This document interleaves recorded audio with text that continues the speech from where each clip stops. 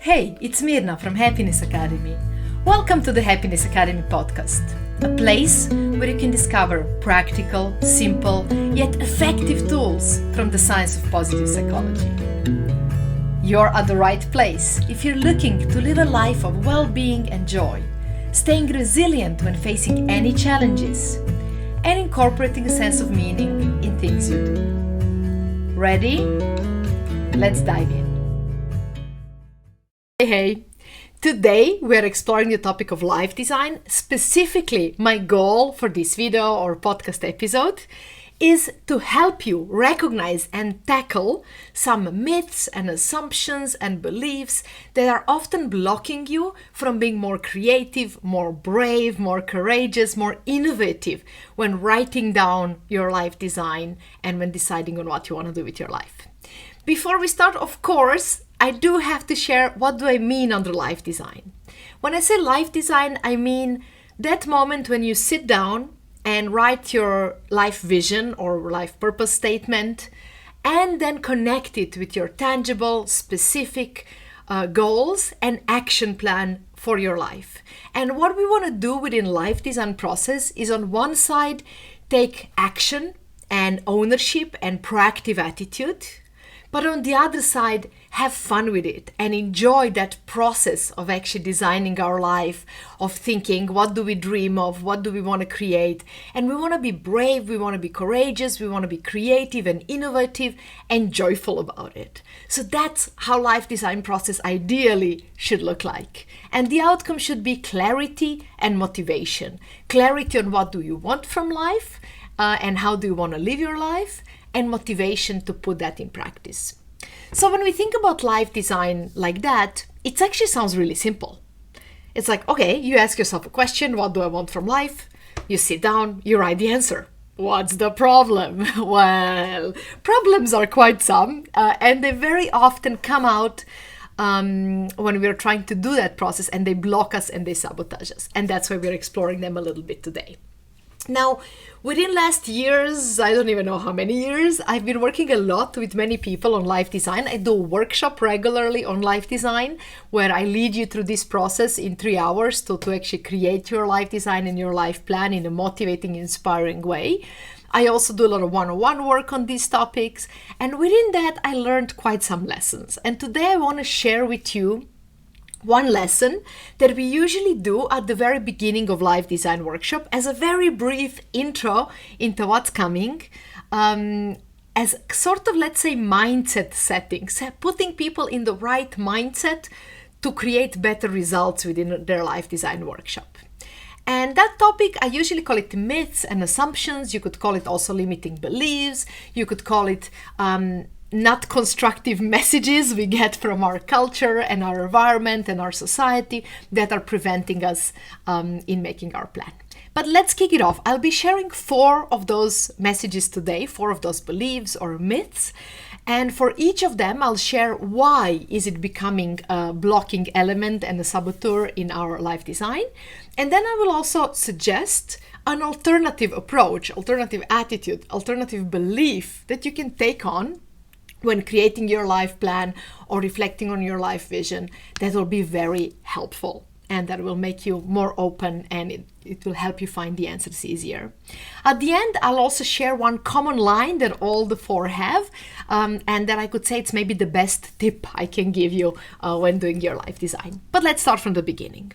First myth, first assumption, first wrong assumption that very often we hear as a message and get a message is, you need to know where you're going. You need to know where you're going in your life. You need to have a very clear goals, committed to paper. You need to know exactly what you want to do and what you want to achieve. And while it's really nice if you know where you're going, it's really nice if you can create that plan, and that is what we are doing on Life Design Workshop as well, there is also a big pitfall with this message. And that pitfall is that when we think like that, we put ourselves under awful lot of pressure to create and invent and find our answers for our life. And the problem with that is if we don't have those answers yet, and sometimes we don't have them because we're just not ready for them yet. We need more life experiences, we need to explore more things, we need to learn more about ourselves and the world, we need to continue the search and trying different things until we find it. We just don't have them yet. Or in other occasions, we don't have the answer of exactly where am I going because we've just been through some big life transition or we are in the middle of it. If we move to a different country, do a drastic career change, get a kid or start a family or maybe divorce, all these big life transitions will kind of totally put us off track of the plan we had and of where we thought we wanted to go. And then somehow this idea we should know where we are going puts us in all those situations under an immense pressure where we think, oh, but I need to have the answer. And if I don't have the answer, I'm wasting my time, I'm wasting my life, I'm not successful, I'm not good enough, or any other of those, little gremlins speaking in our head. But the thing is, actually, we don't need to know where we are going. And if we do, that's great and that's cool. And if you find those answers, that's cool. But what we don't want to do is force ourselves into the answers, create anxiety, commit wrong answers to the paper because we were rushed to commit something and to choose a direction. Instead, if we really don't know where we are going in some moment, we can just give ourselves permission to explore and to experiment and to try out. However, an important thing to do in this case is not to get stuck in overthinking. And not to get stuck in, oh, I don't know, I need to think harder, I need to think deeper, and just build that frustration and not keep on moving in any way. Instead, what we want to do, if we're not totally certain of the direction we are taking, we want to capture the best ideas about it we have right now. And then we want to keep on moving ahead. We want to keep on experimenting. We want to keep on doing small, pilots to try out what actually works from us. Putting some, tentative plans on our plan board and then just, experiment with them, try out new things, get some experiences. And it's great if we can build such experiences which are fairly quick-paced, where it takes us little time to iterate them, to change them, to experiment with new versions of them, and to get immediate feedback and answers. So what we ideally want to do is, instead of looking for the right answers, looking for general direction, what is appealing to us, where is our curiosity taking us, and then start moving in that direction, start experimenting and looking for what we learn, giving ourselves permission as we learn more through action and experiments to adjust and change that direction when we learn more. So that was myth number 1. Instead of thinking you need to know where you're going, exact precise plan for the rest of your life, we want to scrap that and replace it with, you don't need to know exactly, but you do want to keep on moving, keep on experimenting. Okay, ready for myth number 2? Myth number 2 is a very millennial thing. It emerged with millennial generation, and it was a lot about follow your passion. Just follow your passion. Be courageous, jump into it. Nothing else matters. Follow your passion. Wonderful message if you think. Sometimes a bit naive. Why naive? Because most of us are not born with an insight into exactly what our passion is. Many of us, for most of our life, won't be sure what our passion is. Or maybe we'll have several passions and they will be conflicting. Or maybe we'll be limited by something realistic in our life and situation and not able to follow that passion in every moment. And then this message, what it creates again, is a feeling of frustration, is feeling I'm not good enough, the feeling, oh, but I should know, why don't I know? Or I'm not courageous because I'm not following my passion, but I'm actually not sure what my passion is. So we get a lot of frustration, a lot of confusion, a lot of insecurities, or a lot of feeling not good enough, a lot of feeling like we're wasting time and wasting our life because we're not following our passion enough. But nobody tells you how passion is actually developed. Because passion doesn't strike us as a, thunder or whatever, as lightning. No, passion instead is developed. And it's developed by doing, by experimenting, by learning, by trying out. Think, for example, if you ever went to ski, or maybe anything similar, any skill, any sport, the first time you've tried it, were you passionate about it? Like hell you were. No one was ever passionate standing on two wooden boards, looking down the dangerous downhill, not knowing what to do, probably freezing their ass off at the same time and just being generally freaked out. Skiing is not enjoyable until you know a little bit about how to ski. And the same goes for almost any skill. Passion gets developed when we try it out enough, when we learn enough about it, when we do enough of it, when we reach a certain level where we can actually fully enjoy the thing we're doing. There are even areas and skills and things in life which you need to reach a really high level, almost like a mastery, to really enjoy what you're doing. Think of public speaking, for example. Somebody can be attracted to public speaking, but they're not passionate about it because they don't feel good with it, or maybe because they have a lot of fear out of it. But with experience, as the fear fades out and the skill rises, also the passion will develop and it will rise. So it can be very, very different which passion we form, and it's rarely clear from the beginning. So if you shouldn't follow your passion, what should you follow? The key is in curiosity. Following our curiosity until it turns into something that we are more and more curious about, that's pulling us in more and more, something we are becoming more experienced and good at, then that eventually turns into a passion.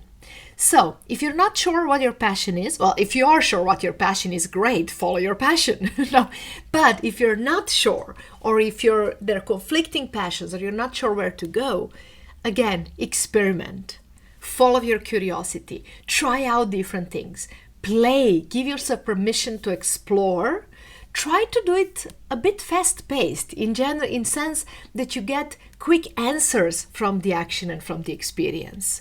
But also give yourself the time and space to do it for as long as you need. And the answers will not come by hitting you like a light bulb. Instead, they'll come gradually by developing, by unveiling one step at a time. So we're scrapping follow your passion, we're replacing it for follow your curiosity, and you will develop passion by doing. Now, the myth number 3. The myth number 3 is the best version of you. It's basically a myth. You should always, at all times, strive and seek to be the best version of yourself. Strive for excellence, do your best in every single situation, always push, to do the best that you can.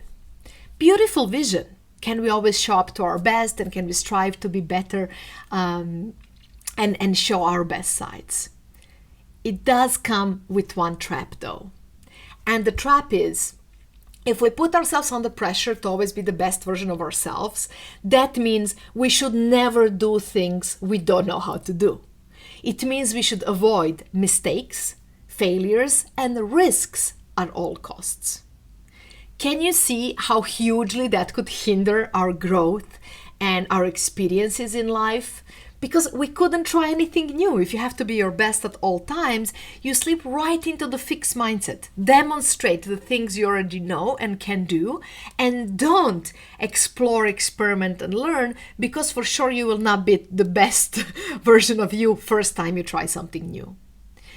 So here we want to scrap best version of you, and we want to replace that myth with continuously becoming better, with continuously improving. Basically scrapping that perfectionism and fixed mindset and replacing it with growth mindset, with the idea everything was worth it if it helped us learn, improve, and become better version of ourselves. And there is no best, there is only better and growth, or hindrance and anti-growth, right?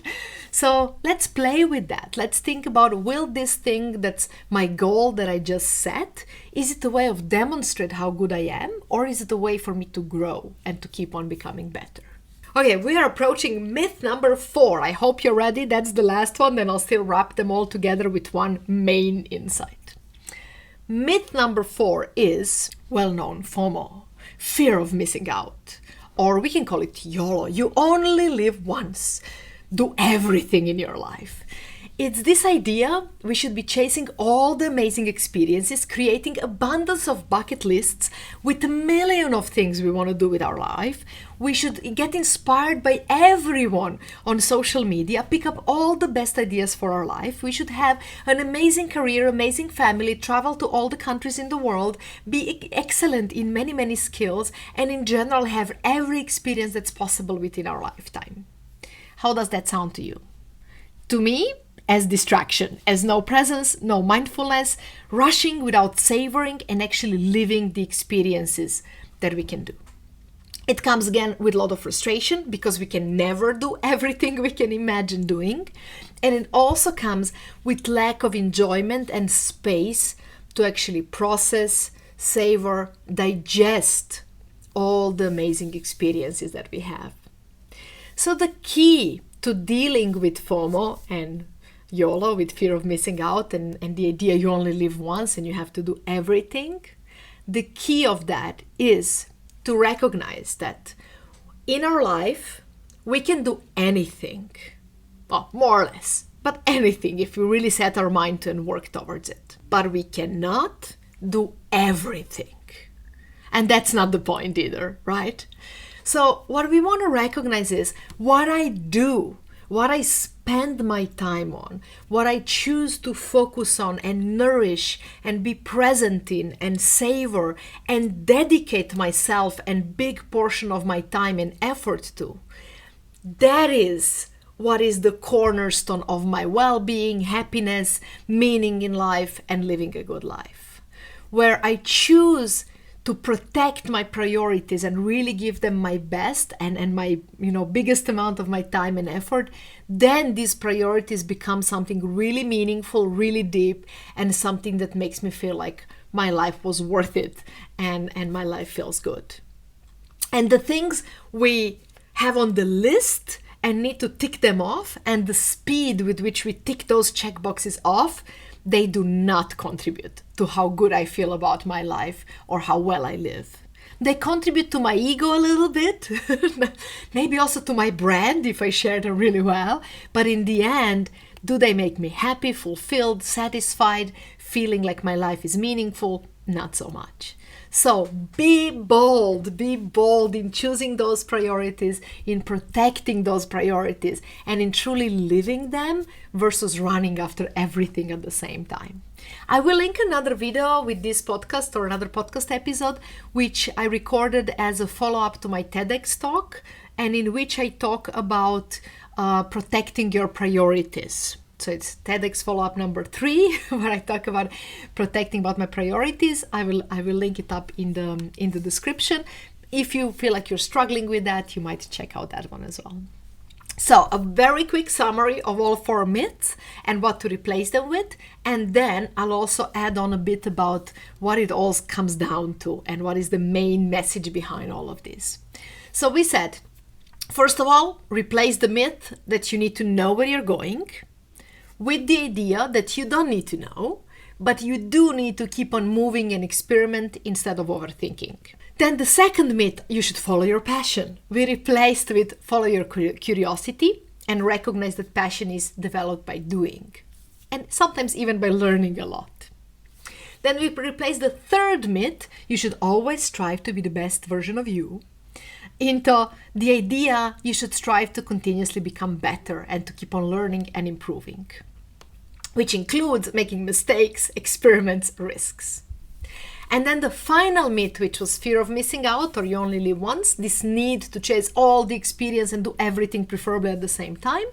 We ditched that one and replace it with what we actually do. That is what makes us happy. So let's choose carefully fewer things, but then really dedicate ourselves to these things.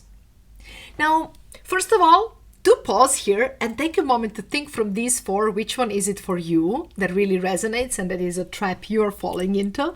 We all touch on all of them probably, but still, which one is it for you that's a bit stronger? And maybe take a moment to think, how can you go about it? And what can you do to, tackle it differently and approach it differently?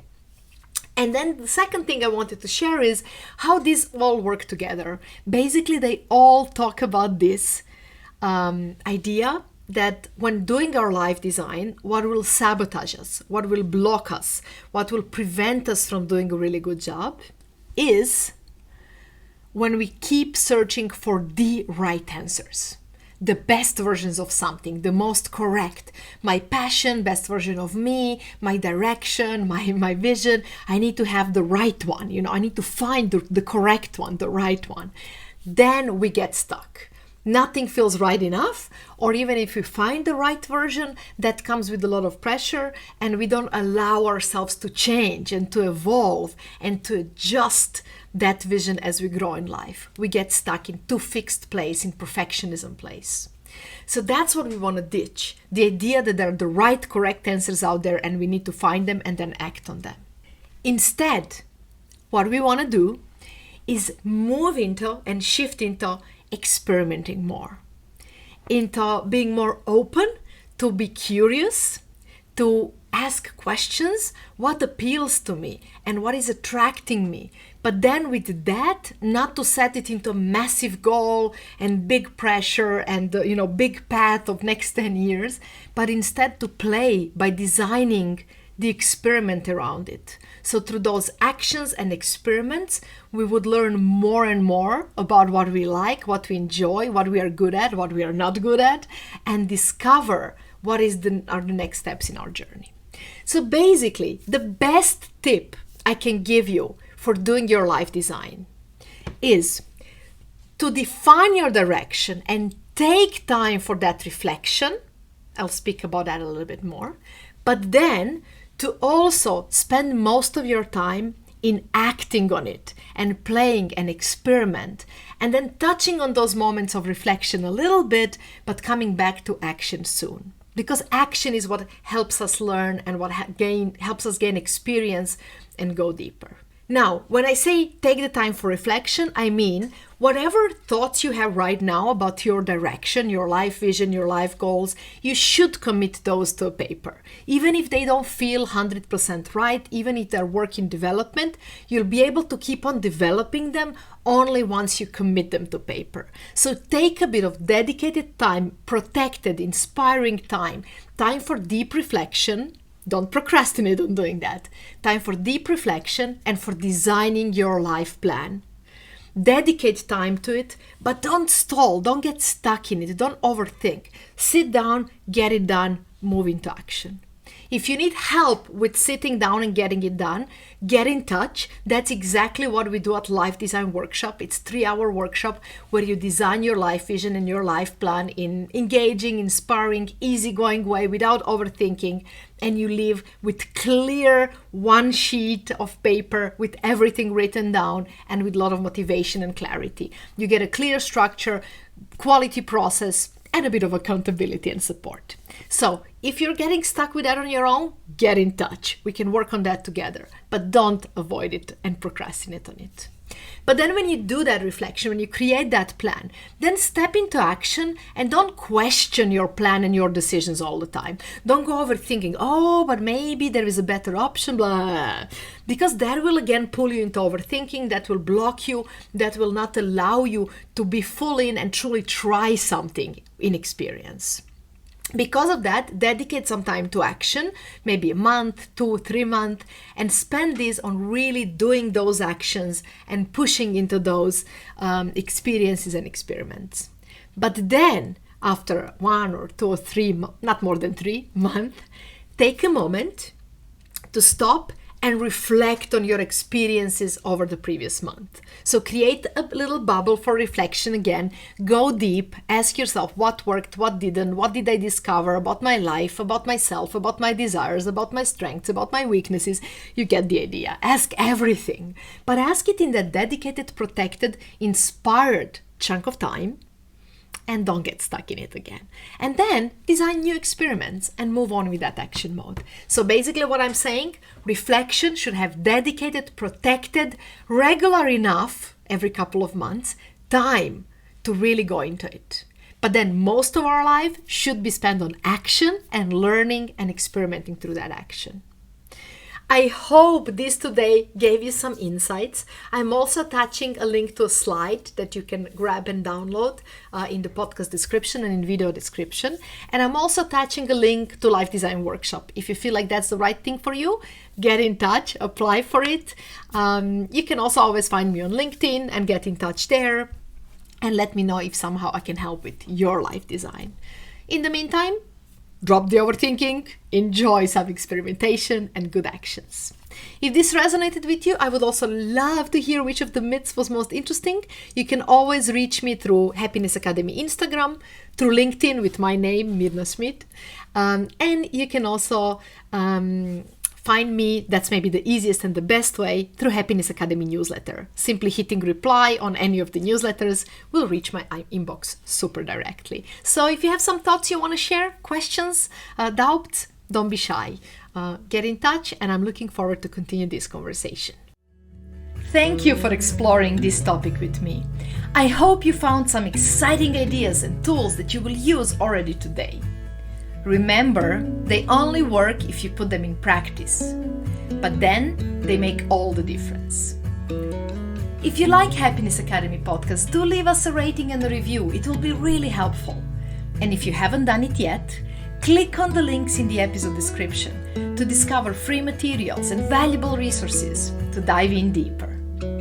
See you in the next episode or at the Happiness Academy newsletter.